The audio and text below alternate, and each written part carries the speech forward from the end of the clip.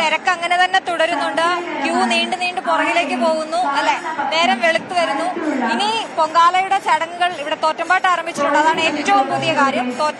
ഇന്നത്തെ തോറ്റമ്പാട്ട് ഇവിടെ ആരംഭിച്ചിട്ടുണ്ട്. ഇന്നത്തെ തോറ്റമ്പാട്ടിന്റെ പ്രത്യേകത പാണ്ഡ്യരാജാവിനെ കണ്ണകി കൊല്ലുന്ന ആ ഭാഗം വായിക്കുമ്പോഴാണ് പൊങ്കാല അർപ്പിക്കുന്നത്. ഈ ചരിതം തന്നെ നല്ല രസമുള്ളതാണ്. അതായത് പൊങ്കാലയെ പറ്റിയിട്ട് ഒരുപാട് ഐതിഹ്യങ്ങളൊക്കെ ഉണ്ട്. ഇനിയുള്ള മണിക്കൂറുകളിൽ അതൊക്കെ പലതവണ പറയും, കാരണം പ്രേക്ഷകർ മാറി മാറി വരുമല്ലോ. പക്ഷെ പൊങ്കാലയുടെ എന്താണ് ഐതിഹ്യം എന്ന് കേൾക്കുന്ന രസമായിരിക്കും. അത് കണ്ണകി ചരിതവുമായി ബന്ധപ്പെട്ടതാണ്. കണ്ണകി ചരിതത്തില് കോവലനും കണ്ണകിയുമാണല്ലോ. കണ്ണകിയും കോവലനും വളരെ സന്തോഷത്തോടെ ജീവിക്കുകയായിരുന്നു. അതിനിടയിൽ അവർക്ക് കുറെ സാമ്പത്തിക പ്രശ്നങ്ങളൊക്കെ വന്നു. അപ്പൊ പ്രശ്നങ്ങൾ വന്നപ്പോ കോവലൻ പറഞ്ഞു എല്ലാ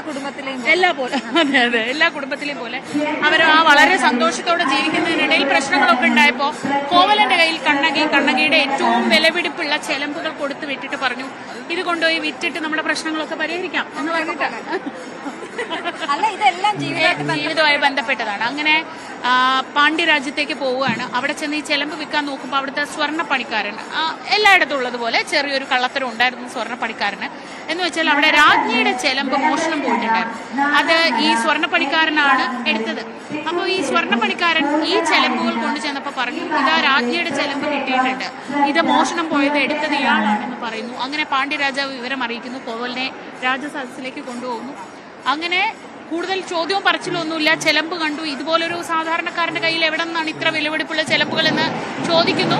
കോവലനെ കൊല്ലാൻ രാജാവ് ഉത്തരവിടുന്നു. കോവലിനെ കൊല്ലുന്നു. അപ്പൊ ഈ വിവരം അറിഞ്ഞ് കണ്ണകി ദുഃഖാർത്ഥിയായിട്ട് പാണ്ഡ്യരാജ്യത്തേക്ക് വരികയാണ്. എന്നിട്ട് രാജാവിനോട് ചോദിക്കണം, ഒരു ചെലമ്പാണ് വിട്ടിട്ടുള്ളത്, മറ്റേ ചെലമ്പ് കണ്ണകിയുടെ കയ്യിലാണുള്ളത്. അപ്പോൾ ചെലമ്പ് വിറ്റിട്ട് ചെലമ്പുമായിട്ട് വന്നിട്ട് ചോദിക്കുകയാണ്, എൻ്റെ ഭർത്താവിനെ കൊല്ലാൻ നിങ്ങൾ എന്ത് തെളിവാണ് നിങ്ങളുടെ കയ്യിലുണ്ടായിരുന്നത്? എൻ്റെ ചിലമ്പിനുള്ളിൽ ഉണ്ടായിരുന്നത് വിലപിടിപ്പുള്ള രത്നങ്ങളാണ്, നിങ്ങളുടെ ഭാര്യയുടെയോ എന്ന് ചോദിച്ചുകൊണ്ട് ഈ ചെലമ്പ് അവിടെ തല്ലിപ്പൊട്ടിക്കുന്നു. അപ്പൊ അതിനുള്ളിൽ നിന്ന് വളരെ വിലപിടിപ്പുള്ള പുറത്തു ചാടുന്നു.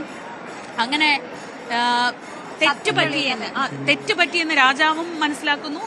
കണ്ണകിയുടെ ആ വലിയ സത്യം അത് ലോകം മുഴുവൻ അറിയുന്നു. പക്ഷേ കണ്ണകി അങ്ങനെ എന്താ പറയുക, അടങ്ങാൻ തയ്യാറായിരുന്നില്ല. തന്റെ ഭർത്താവിനെ, ഏറ്റവും പ്രിയപ്പെട്ട ഭർത്താവിനെ കൊന്ന പാണ്ഡ്യരാജാവിനെ, അതും ഒരു തെറ്റിദ്ധാരണയുടെ പുറത്ത് കൊന്ന പാണ്ഡ്യരാജാവിനെ നിഗ്രഹിക്കുന്നു. മധുരാപുരി മുഴുവൻ ചുട്ടെരിച്ച് കണ്ണകി അവിടെ നിന്ന് മടങ്ങുകയാണ്. ആ തമിഴ്നാട്ടിൽ നിന്ന്, പാണ്ഡ്യരാജ്യത്ത് നിന്ന് അങ്ങനെ മടങ്ങി വരുമ്പോൾ കൊടുങ്ങല്ലൂരേക്കാണ് കണ്ണകി പോകുന്നത്. ആ പോകുന്ന പോക്കിൽ ഇവിടെ എത്തിയപ്പോൾ, കന്യാകുമാരി കഴിഞ്ഞ് ഇവിടെ എത്തുന്ന സമയത്ത് ഈ ദേവിയെ, കണ്ണകി അപ്പോഴേക്കും ദേവിയായി മാറിയിരിക്കുന്നു. ഉഗ്ര രൂപം പൂണ്ട് അത്ര ദേഷ്യത്തിലാണ് പോകുന്നത്. ആ സമയത്ത് ഇവിടെ ആറ്റുകാലിൽ സ്ത്രീകൾ പൊങ്കാല അർപ്പിച്ച് ദേവിയുടെ ആ ദേഷ്യം, കോപം ശമിപ്പിക്കാൻ ശ്രമിച്ചു. അങ്ങനെ അതിൽ സംപ്രീതിയായി പിന്നീട് ദേവി കൊടുങ്ങല്ലൂരേക്ക് പോയി. അവിടെ ദേവിയെ ഇപ്പോൾ നമ്മൾ കാണുന്നത് പോലെ കൊടുങ്ങല്ലൂർ അമ്മ, ഒരു പക്ഷേ ഈ കണ്ണകി രൂപത്തിൽ ഏറ്റവും പ്രധാനമായ ആരാധന നടക്കുന്ന ഒരു സ്ഥലം കൊടുങ്ങല്ലൂരാണ്. ആ കൊടുങ്ങല്ലൂരും ഇവിടെ ആറ്റുകാലും തമ്മിലുള്ള ഒരു അഭേദ്യമായ ബന്ധമുണ്ട്. ആ ബന്ധത്തിന്റെ കൂടി കഥയാണ് ഇത്. അപ്പോൾ ഈ കണ്ണകി ചരിതം, ഇവിടെ നമ്മളിപ്പോൾ കേൾക്കുന്ന ആ പശ്ചാത്തലത്തിൽ കേൾക്കുന്നത് തോറ്റമ്പാട്ടിന്റെ ശബ്ദമാണ്. ആ തോറ്റമ്പാട്ടിൽ കോവലനും കണ്ണകിയും തമ്മിലുള്ള വിവാഹം തൊട്ട് ഈ മധുരാപുരി ചുട്ടെരിച്ച് എല്ലാം തകർത്ത് ഇവിടെ നിന്ന് ദേവി മടങ്ങുന്നത് വരെയുള്ള കഥകളുണ്ട്. അതിൽ ആ ഭാഗത്ത് ഇന്ന് കൃത്യമായി പൊങ്കാല അടുപ്പിൽ നമ്മൾ ഇവിടെ പണ്ടാര അടുപ്പിലേക്ക് തീ പകരുന്ന ആ മൊമെന്റിൽ പറഞ്ഞു നിർത്തുന്നത് ദേവി പാണ്ഡ്യരാജാവിനെ നിഗ്രഹിക്കുന്ന കഥയാണ്. അത് കഴിഞ്ഞാൽ പൊങ്കാല അർപ്പിക്കലാണ്. അങ്ങനെ പല രീതിയിലുള്ള കഥകളുണ്ട്. ഇത് ഈ കണ്ണകി ചരിത്രത്തിൽ തന്നെ പല രീതിയിൽ പറയുന്ന കഥകളുണ്ട്. അപ്പൊ എന്ത് തന്നെ ആയാലും എല്ലാ കഥകളിലും നമ്മൾ ചെറുതിലെ പഠിക്കുന്നത് പോലെ ഗുണപാഠങ്ങൾ നമുക്ക് ഉൾക്കൊണ്ട് മുന്നോട്ട് പോകാം. ഇതിലും ജീവിതമുണ്ട്, ജീവിത സ്പർശിയായിട്ടുള്ള കാര്യങ്ങളുണ്ട്. അത് നല്ലത് നമുക്ക് എടുക്കാം. എന്തായാലും നമുക്ക് ഇനി അനുശ്രീയിലേക്ക് ഒന്ന് പോകണം. അനുശ്രീ തമ്പാനൂരുണ്ട്. ഒരുപാട് പേര് ഇപ്പോഴും ട്രെയിനിലൊക്കെ ഇരുന്ന് നമ്മൾ എത്തുവോ എന്ന് ടെൻഷൻ അടിച്ചിരിക്കുന്നുണ്ടാവും ബസ്സില്. അതെ, അപ്പൊ അവിടുന്ന് ഒരുപാട് പേര് വന്നിറങ്ങുന്നുണ്ടാവും. അനുശ്രീ, എന്താണ് തമ്പാനൂരിലെ കാഴ്ചകൾ?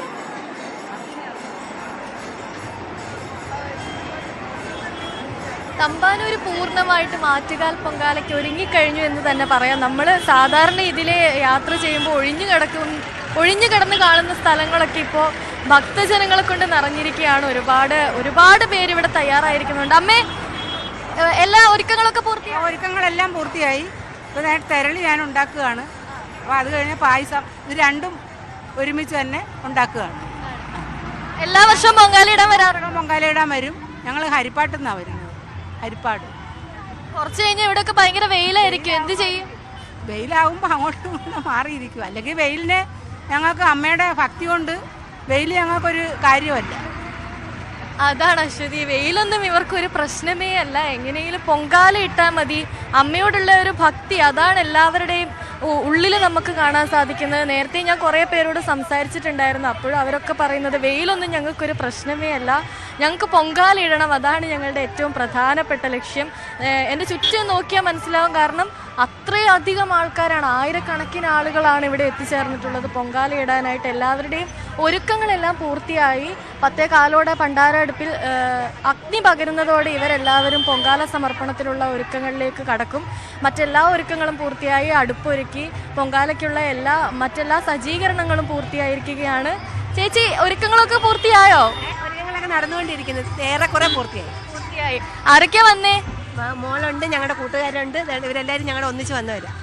എല്ലാ വർഷവും വരുന്നവരാണ്? എല്ലാ വർഷവും വരുന്നതാ. കുറെ വർഷമായി വരാൻ തുടങ്ങി? അതെ, ഒത്തിരി വർഷം കൊണ്ടേ ചെയ്യുന്നുണ്ട്. ആഗ്രഹങ്ങളൊക്കെ സാധിച്ചു വന്നിട്ട് അമ്മേനോട് ആയിട്ടും ചെയ്തു തരും, ആവശ്യങ്ങളെല്ലാം സാധിച്ചു തരും. എവിടുന്നാ വരുന്നത്? ഞങ്ങൾ കൊട്ടാരക്കര എഴുകോണെന്ന്. ഒരുപാട് ദൂരെ നിന്ന് വരുന്നവരടക്കം, അതായത് കുറേ ദിവസങ്ങൾക്ക് മുൻപ് തന്നെ വന്ന് ഇവിടെ സ്ഥലം കണ്ടെത്തി പൊങ്കാല അടുപ്പിടാനുള്ള സ്ഥലം കണ്ടെത്തി കാത്തിരിക്കുന്നവരുണ്ട്.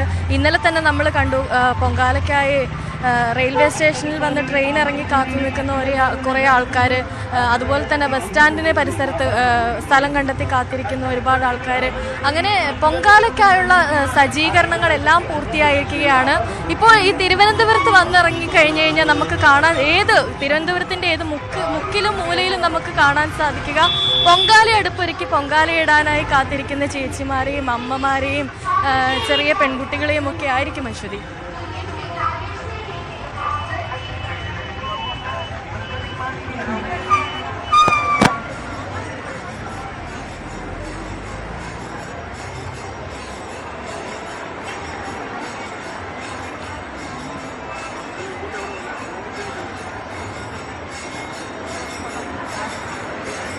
ആറ്റുകാലിൽ ഈ തിരക്ക് തുടരുകയാണ്. ഇപ്പോൾ നമുക്ക് ദൃശ്യങ്ങളിൽ കാണാം, രാവിലെ തൊട്ട് ക്യൂ നിൽക്കുന്ന ആളുകൾ ഇതാ ക്ഷേത്രത്തിലേക്ക് ദർശനത്തിന് വേണ്ടി ഇങ്ങനെ ക്യൂ ആയിട്ട് ഇങ്ങനെ പോയിക്കൊണ്ടിരിക്കുകയാണ്. ഇവരൊക്കെ രാവിലെ പുലർച്ചെ മുതൽ വന്ന് നിൽക്കുന്നതാണ്.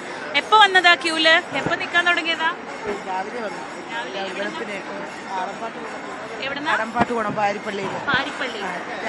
വെളുപ്പിന് 3 മണിക്ക് ഇറങ്ങി. ആണോ? ശരി, വേഗം പോയിക്കോളൂ. ഈ ഒരു മൊമെന്റിന് വേണ്ടി അവർ കാത്തു നിൽക്കുന്നത്. ആ സമയത്തൊക്കെ അവരെ പിടിച്ചു നിർത്തിയാണ്ടല്ലോ ശാപം കിട്ടും. കാരണം ഇങ്ങനെ കേരളത്തിന്റെ പല ഭാഗത്തു നിന്ന് വന്നവരുണ്ട്, ഇന്ന് രാവിലെ എത്തുന്നവരുണ്ട്. പക്ഷെ അതിലും അധികം തലേന്ന് വന്നേ ഈ ക്ഷേത്ര പരിസരത്തൊക്കെ ഇങ്ങനെ നിലയുറപ്പിച്ച്, നേരത്തെ രേണു പറഞ്ഞതിൽ ഒരു കാര്യമുണ്ട്, ഇവരൊന്നും ഉറങ്ങുമൊന്നുമില്ല. രാത്രി മുഴുവൻ വളരെ രസകരമായി വർത്തമാനമൊക്കെ പറഞ്ഞ് ചിലപ്പോൾ 1 മണിക്കൂറൊക്കെ ഒന്നിരുന്നൊന്ന് ഉറക്കം തൂങ്ങി കുറച്ചു നേരം എവിടെയെങ്കിലും ഒരു സൈഡിൽ പോയി ഇരുന്ന് ചെരിഞ്ഞിരുന്ന് കുറച്ചു നേരം കണ്ണടയ്ക്കുക, അതേ ഉള്ളൂ ഇന്നത്തെ ദിവസത്തെ ഉറക്കം.